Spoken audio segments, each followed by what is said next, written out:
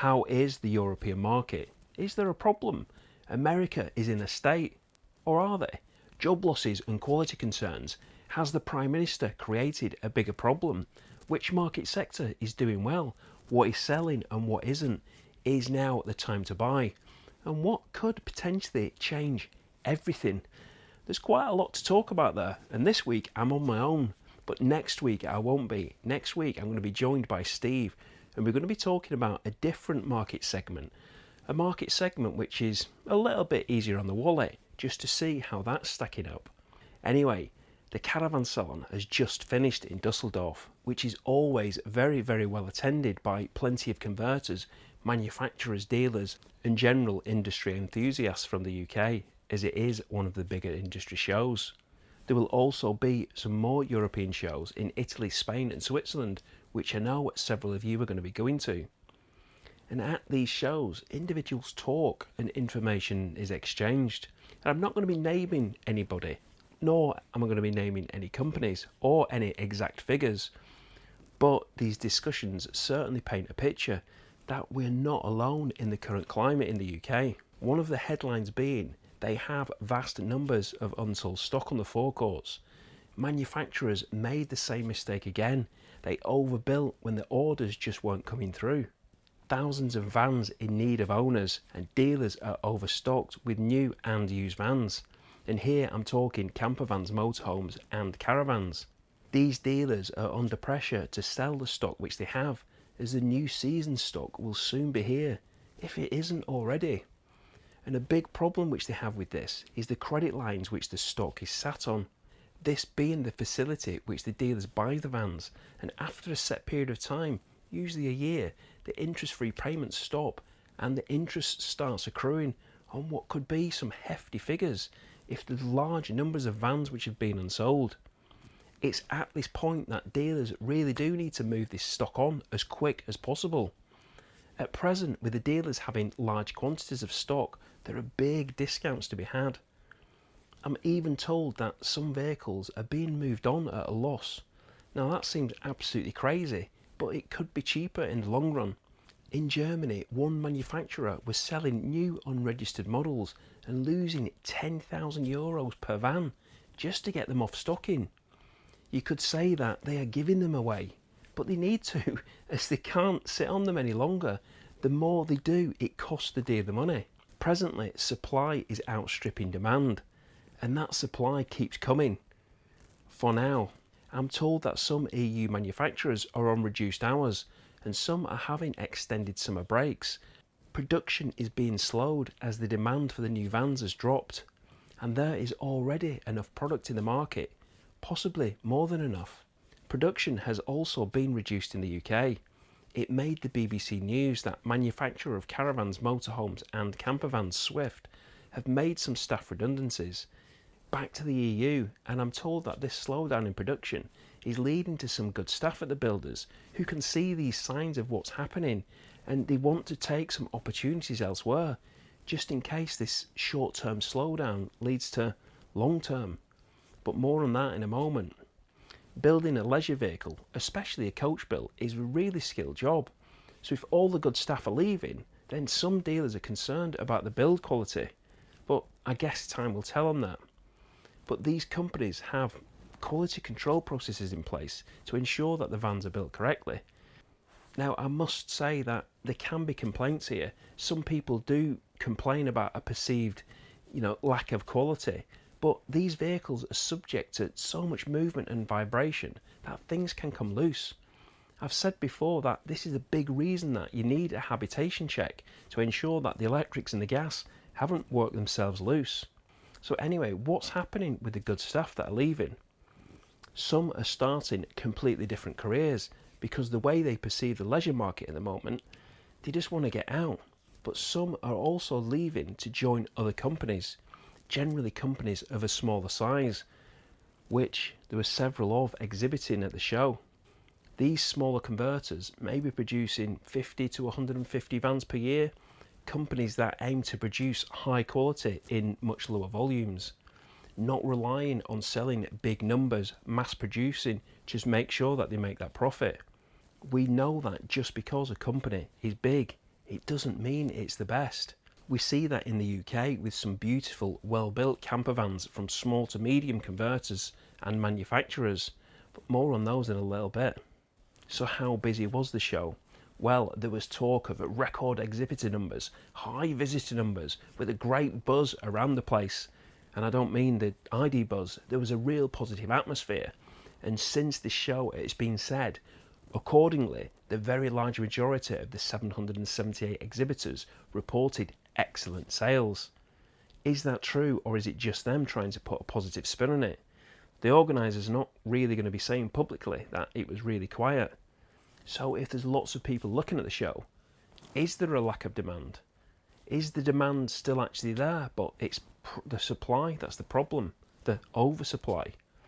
Back to that and what's happening in the UK at the moment. The USA, according to reports, suffered the worst year in over a decade in 2023. Some say the situation across the pond went through a steep decline of nearly 50% from its 2021 peak. That's campervans and motorhomes. Caravans are said to be down even more. Now these figures here show that this decline. 2021 being an exceptional year of sales, the drop in 2023 was a real tough year. However, it is now being reported that there are signs that the slump could be reversing, and as of early this year, overall RV shipments were up 15% over last year. This is deemed to be helped largely by the lowering of interest rates, something which we've actually had here in the UK. So what's the latest here? Has the interest rate drop created a big rush from everybody to go out and buy a campervan or motorhome? Well, not exactly, no. A few things to cover here, but it's not all bad. In fact, there are some positives. However, our new Prime Minister warns October's budget is going to be painful. And this is something that has stuck in people's minds and apparently holding potential buyers from signing the dotted line on the van.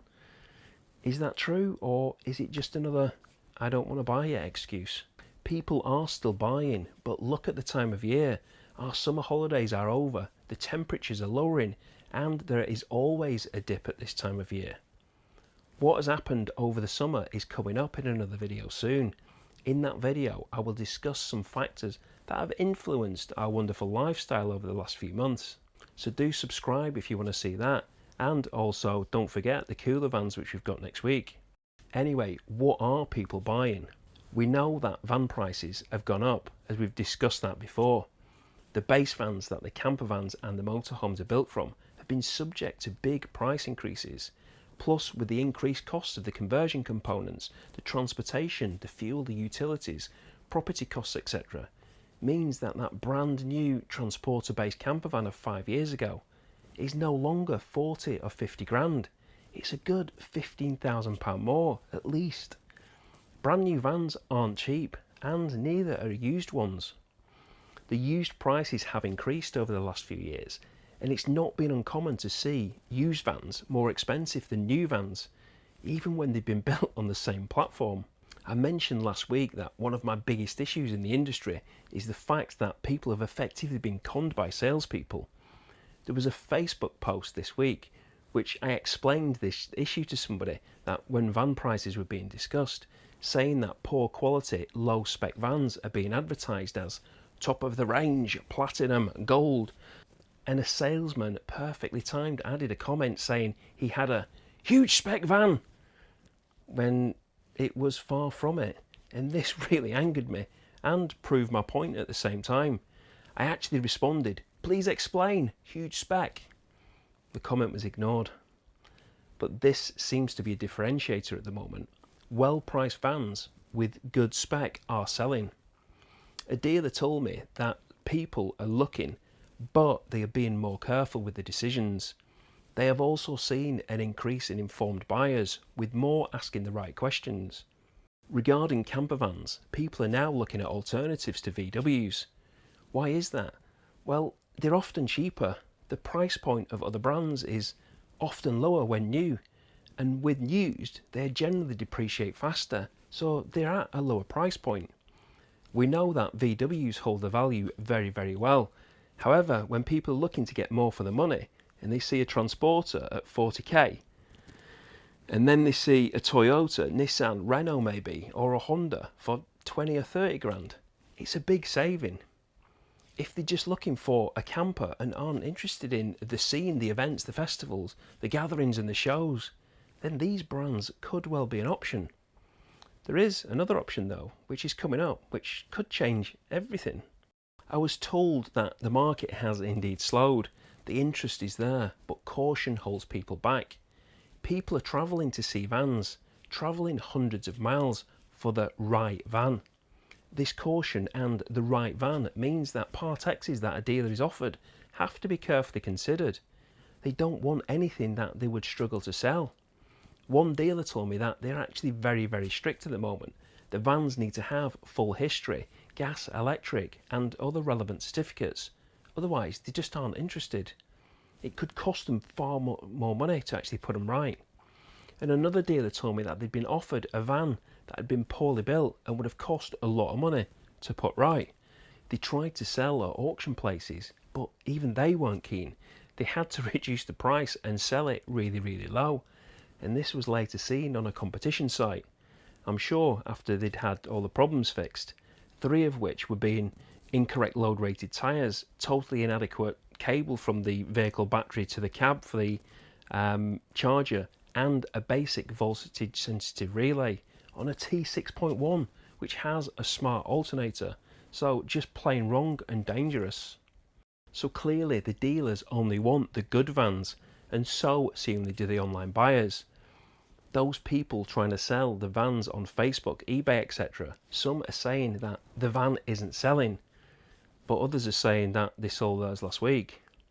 Buyers have a choice at the moment, and it's about making the right choices, not jumping into what looks like a bargain without properly looking and carefully looking what is actually for sale. So although there is a lot of stock, used vans, the right vans, are selling. But what about new? Well, I'm hearing a mix of opinion here, and also a difference between during different points of the year. The early part of the year included vans and conversions when the prices were much lower. The purchase price of the basic van was cheaper. So now, towards the end of the year, these higher prices after the further increases from the manufacturer, and of course the conversions as well, and additionally with transporters, the limited supply, these prices went up. These new vans are a lot of money, and with people's wages not rising at a rate anywhere near the rate that the vans have increased, plus increasing mortgages, gas, electric, supermarket bills, all having increases for the potential buyers, the buyers are really stretched. But with new vans there are advantages. A new van will often mean better technology, maybe not for everybody, but improvements providing a better driving experience, more comfort, control, safety features. Newer models tend to have any previous problems ironed out and improved. You will have more choice around the colours available, the specifications, the options. There will be no wear and tear. You'll get a warranty, usually 3 years with a brand new van. You may even possibly get a deal including servicing included, and a starter pack including all the necessary items and accessories, levelling ramps, hookup cables, your fire extinguisher, your smoke alarms, your carbon monoxides. They should all be in there, but they might not be with a used van. Also, with the amount of stock being around, you could be looking at getting a good deal.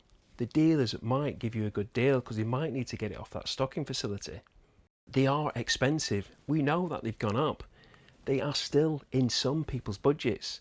Maybe you and I can't afford them, but some can, and some will be buying them. There is a game changer though on the horizon, something that could change everything.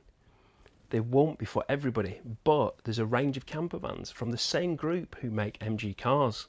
The British car brand that was acquired by Shanghai Automotive Industry Corporation in the early 2000s also has another brand called Maxus. You may have seen the Maxus in the UK already, as they have some commercial vehicles. However, what isn't here yet, but is said to be coming to Europe very soon, is a campervan variant. In fact, there's 2 that are direct competition to the VW California and the VW Grand California, with the big difference that these are practically half the price, costing about 30 grand in China, and it looks pretty good. Although if you look at them, especially the VW California replacement, the RG20, it looks smaller. It looks more like maybe like a ID Buzz size of van. It's got a center console, so you're not actually going to be able to get from front to back very easily. But it does look good. To be honest, if it was over here, I'd definitely fancy taking a look. It has all the features that we're used to in our campers, with the sleeping, the cooking facilities and fridge.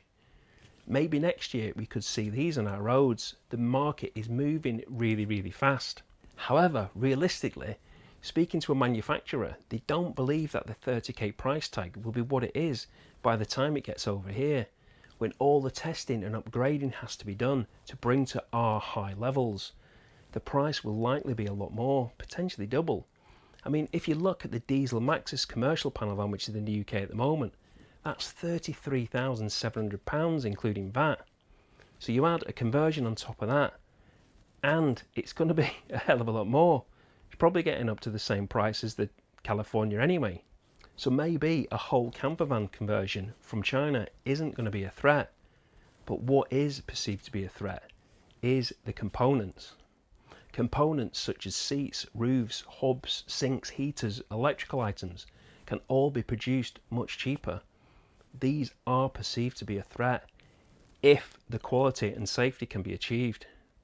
There is currently a lot of Chinese manufactured vehicles being sold here. One of the big motor dealers in this region that sells quite a lot of the big brands has now started stocking Chinese brands. So is this how our future is going to look?